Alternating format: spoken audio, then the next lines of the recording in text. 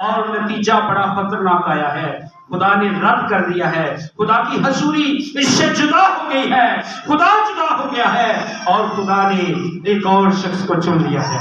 खुदा ने यीशु के बेटे दाऊद को चुन लिया, हालेलुया, जो शायद दाऊद की तरह जवान नहीं था, सॉरी साउल की तरह दाऊद कातावर नहीं था, शायद उसकी इतनी जो है पर्सनैलिटी नहीं थी, लेकिन लिखा है खुदा ज़ाहिरी चीजों पर नहीं, खुदा दिल पर निगाह करता है। आमीन। लाजिम है कि मेरा और आपका दिल खुदा को पसंद है, लाजिम है कि हम वो करें जो खुदा की नजर में भला है। फिर खुदा हमें, खुदा के लिए मुश्किल नहीं। कभी कभार आप सोचते हैं कि जरा कम मैं करना है कोई और कारी नहीं सकता, नहीं, ऐसी बात नहीं है, खुदा के लिए मुश्किल नहीं है। कभी भी अगर खुदा आपको छोटी बड़ी कोई भी जिम्मेदारी सौंपता है तो उसे ईमानदारी से, आमीन, उसे खुदा की इमानत समझ कर करें, खुदा की मर्जी से करें। ऐसा ना हो कि खुदा आपको रद्द कर दे और किसी दूसरे को चुने, ऐसा भी खुदा के लिए मुश्किल नहीं है। साउल खुदा की राहों पर नहीं चला, खुदा ने दाऊद को चुन लिया और कहा है मुझे मेरे दिल के मुआफिक आदमी मिल गया है। साउल से खुदा की हजूरी जुदा हो गई है और साउल नीचे जाता है। मैं ऐसा सोचता हूं कि साउल ने तौबा नहीं की। साउल को अपनी पोजीशन का फर्क की फिक्र है। उसने दाऊद पर 8 हमले किए, उसने दाऊद पर 8 हमले किए, उसे कत्ल करना चाहता था क्योंकि उसे अपनी पोजीशन, अपनी बादशाही की फिक्र थी। और एंड उसका क्या हुआ, वो तलवार से मारा गया, कत्ल हो गया। आज गौरतलब बात है कि हम किस तरह चल रहे हैं। आमीन। क्या हम खुदा की मर्जी को पूरा कर रहे हैं या अपनी मर्जियों को पूरा कर रहे हैं? हमें देखने की जरूरत है। खुदा की हजूरी की कदर करने की जरूरत है, फिक्र करने की जरूरत है कि खुदा की हजूरी हमसे जुदा ना हो जाए। खुदा की हजूरी, खुदा का हाथ हमसे जुदा, हमारा माली नुकसान होता है तो होने दे। अगर किसी और पहलू में हमें कोई नफा नहीं होता तो कोई बात नहीं, लेकिन ईमानदार की हमेशा ये फिक्र होनी चाहिए कि उसका खुदा उससे नाराज है। आमीन। खुदा की हजूरी उससे जुदा ना हो जाए। साउल से खुदा की हजूरी जुदा भी और साउल नीचे ही नीचे जाता गया, लेकिन दाऊद पर खुदा की हजूरी थी और दाऊद तरक्की पर तरक्की कर रहा है, क्योंकि उसने वो किया जो खुदा की नजर में ठीक और भला था। वो खुदा के खौफ में रहा और फिर खुदा की उसे तरक्की पर तरक्की, सरफराजी पर सरफराजी देता गया। खुदा की हजूरी एक और शख्स से जुदा हो गई। कुरान की किताब में हमें उसका जिक्र मिलता है। इस्राएल का सूरमा शमशून क्या हो गया है, खुदा उससे भी जुदा हो गया है। किस वजह से? नाफरमानी से। किस वजह से? नाफरमानी के बायस उसने खुदा की हजूरी की कदर नहीं की, बल्कि उसने अपनी मर्जी हमेशा की है। और फिर एक औरत दलीला को उसने अपने शाहजूरी का राज बता दिया है, और वही शमशून जिसने गधे के जबड़े की हड्डी से कितनों को मारा, एक बार, जिससे फिलिस्तीनी बहुत डरते थे, जो पेट से खुदा का नसीब था, जो बहुत जबरदस्त सूरमा था, जिसको खुदा ने बहुत जोर दिया था। जब खुदा की हजूरी उससे जुदा हो गई तो उसका हाल भी बड़ा बुरा हुआ। 16वें बाब की 20वीं आयत में लिखा है, फिर उसने कहा, ऐ शमशून, ये उस औरत की बात है, दलीला की, फिलिस्ती तुझ पर चढ़ आई। और वो नींद से जागा और कहने लगा कि मैं और दफा की तरह बाहर जाकर अपने को झटकूंगा, लेकिन उसे खबर न थी कि खुदावंद उससे अलग हो गया है। खुदा की हो गया, खुदा ने किया कैसी, तू पेट चू नसीरे ते तेरे सिर ते उस तरह नहीं फिरना चाहिए। ते की होया, उस तरह फिर गया। ओए होए, खुदा अलग हो गया। इस्राइल का सूरमा, जबरदस्त सूरमा, उसका क्या हाल किया उन्होंने। लिखा है तब फिलिस्तीनियों ने उसे पकड़कर उसकी आंखें निकाल डाली और उसे गजा में ले आए और पीतल की बेड़ियों से उसे जकड़ा और वो कैद खाना में चक्की पीसा करता था। ये उसका अंजाम हुआ क्योंकि उसने खुदा की नाफरमानी की, खुदा की हजूरी की कदर न की। कभी कभार हम अपनी ब्लेसिंग जो खुदा ने बरकतें जो खुदा ने हम पर फजल किया होता है, हम उसको नाचीज जानते हैं, हम उसकी कदर नहीं करते और फिर नतीजा अच्छा नहीं निकलता। शमशोन का एंड अच्छा नहीं हुआ क्योंकि खुदा इससे जुदा हो गया, खुदा अलग हो गया। और इसी तरह शमूएल के बेटू का भी एंड अच्छा क्यों नहीं हुआ, क्योंकि खुदा इनसे जुदा हो गया। चौथे बाब की 10वीं आयत में लिखा है, फिर हम उसी जगह पर आएंगे। हमारा मजमून क्या है, खुदा की हजूर। आमीन। अगर जुदा हो जाए तो नतीजा क्या निकलता है। मरकजी आयत है, सो उसने कहा हसरत इस्राएल से जाते, क्योंकि खुदा का सलूक छिन गया है।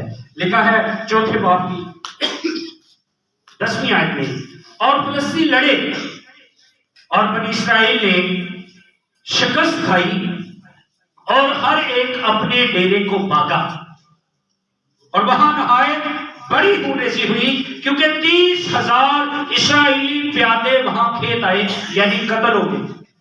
गुनाह की ना दसी एली काहे ने बेटिया था 30,000, 4,000 पहले दिन, 30,000 बाद में सिपाही जो थे वो कत्ल हो गए। लिखा है और खुदा का सलूक छिन गया और एली के दोनों बेटे हुफनी और फिनहास भी मारे गए।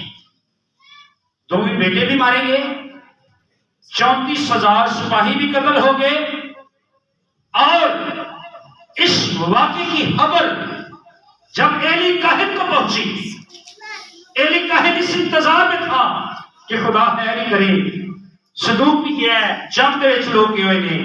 और जब एक सिपाही ने आकर एली काहिन को खबर दी, लिखा है, सो उस शख्स ने 16वीं आयत में लिखा है, एली से कहा मैं फौज में से आता हूं और मैं आज ही फौज के बीच से भागा हूं। उसने कहा है मेरे बेटे क्या हाल रहा। उस खबर लाने वाले ने जवाब दिया, इस्राएली फिलिस्तीनियों के आगे से भागे और लोगों में बड़ी खूबेजी हुई और तेरे दोनों बेटे हुफनी और फिनहास भी मारे गए और खुदा का सलूक छिन गया।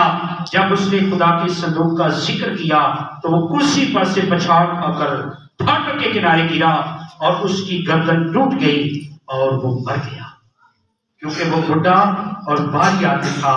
वो 40 वर्ष बनी इस्राइल का काजी रहा, 40 साल काजी रहा, लेकिन बेटियां ने आगे एंड अच्छा ना हो सकिया। बेटियां ने, औलाद ने अपनी बर्बादी पे तबाही कर दी। कभी कभार वालिदैन की जिंदगी बड़ी अच्छी होती है, बड़े खुदाप्रस्त होते हैं, बड़े ईमानदार और रासबाज होते हैं, लेकिन औलाद उनका जीना बाहर, औलाद उनकी तबाही और बर्बादी का सबब बन जाती है। मैं अक्सर ये कहता हूं कि अच्छी बात है कि आप अपने बच्चों को अच्छा पढ़ाई लिखाएं, अच्छा फ्यूचर के लिए उनका इंतजाम करें, उन्हें इंजीनियर बनाएं, डॉक्टर बनाएं, जो भी आपकी ख्वाहिश है, लेकिन साथ साथ उन्हें खुदा के यीशु के शागिर्द भी बनाएं। आमीन। साथ साथ ईमान भी उनका इंकरेज करें, उनकी रूहानी जिंदगी की भी फिक्र करें, और ताकि अगर वो तबाह हुए तो लाजमन आपको भी तबाह कर दे। लेकिन अगर बच्चे ईमान में पुख्ता हुए, अगर वो ईमान की सच्चाइयों से पर डटे रहे, वाकफियत हुई उन्हें, तो फिर वो ऐसे काम नहीं करेंगे जिनसे वालिदैन की तबाही हो, बल्कि ऐसे काम करेंगे जिनसे उनकी इज्जत, हौसला अफजाई, तरक्की और बरकत का सबब हो। आमीन।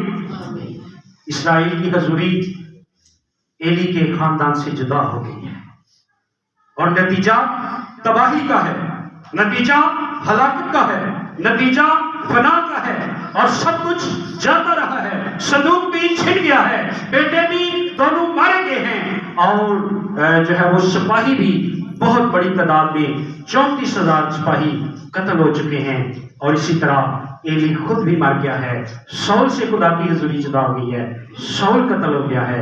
और इसी तरह खुदा की हजूरी शमशोन से जुदा हुई है और शमशोन की आंखें उन्होंने निकाल दी हैं और जबरदस्त सुरमा जिसको अंधा कर दिया है दुश्मन ने, और वो कैद खाना में चक्की पीसता है। मेरे अजीजों, खुदा की हजूरी का फिक्र करना बड़ा अहम है, खुदा की हजूरी की कदर करना बड़ा अहम है। लेकिन पैदाइश की किताब में हमें एक शख्स का जिक्र मिलता है जिस पर खुदा का हाथ था। यूसुफ वो मुश्किलात में से गुजरा, लेकिन खुदा की हजूरी, खुदा का हाथ उस पर था क्योंकि उसने नाफरमानी नहीं की। जब गुनाह करने का उसको उस पर प्रेशर भी था, उस वक्त भी वो गुनाह से भाग गया है और वो बेशक वक्ती तौर से मुश्किलात में से गुजरना पड़ा है, उसे कैद खाना में भी रखा गया है, लेकिन एंड उसका अच्छा हुआ है और वो बल्कि मिस्र में दूसरे दर्जे का हाकिम है। हालेलुया, क्योंकि खुदा की हजूरी उसके ऊपर। मेरे अजीजों, आज मेरे लिए, हम सब के लिए हासिल कलाम ये है कि खुदा की हजूरी की फिक्र करें, ना सिर्फ अपनी जिंदगी के बारे में बल्कि अपने घराने पर भी नजर रखें, अपने बच्चों पर, अपने बहन भाइयों पर, अपने सारे कुंबे पर नजर रखें कि हमारा कुंबा किस तरह चल रहा है।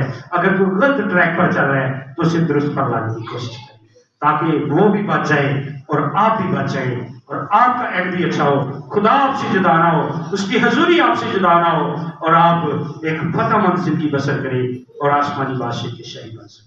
आमीन। खुदा इस मुकद्दस कलाम के साथ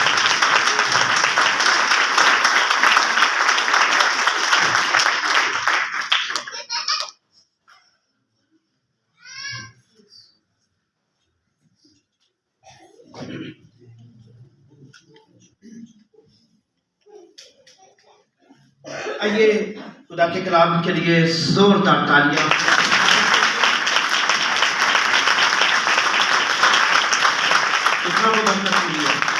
आपकी तालियां, आपके हाथ बताएंगे, जोरदार तालियां। खूबसूरत मैसेज कि खुदा की हुजूरी हमसे छीन ना जाए। मेरे अजीजों, आइए इसकी जुस्तजू कीजिए, आइए इसके बारे में गौर कीजिए। मैं और आप, जैसे पौलुस कहते हैं, मैं हर रोज अपने आप को मारता और कूटता हूँ, शिकंजे में करता हूँ।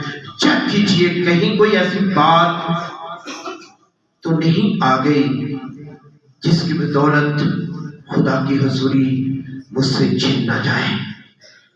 अगर कोई ऐसी बात हो तो आइए आंखें बंद कीजिए, सरों को झुकाइए, चंद लम्हे हम दुआ करेंगे, अपने आप को चेक करेंगे। मेरे खानदान, मेरे बच्चों या मेरी जिंदगी के वसीला से कहीं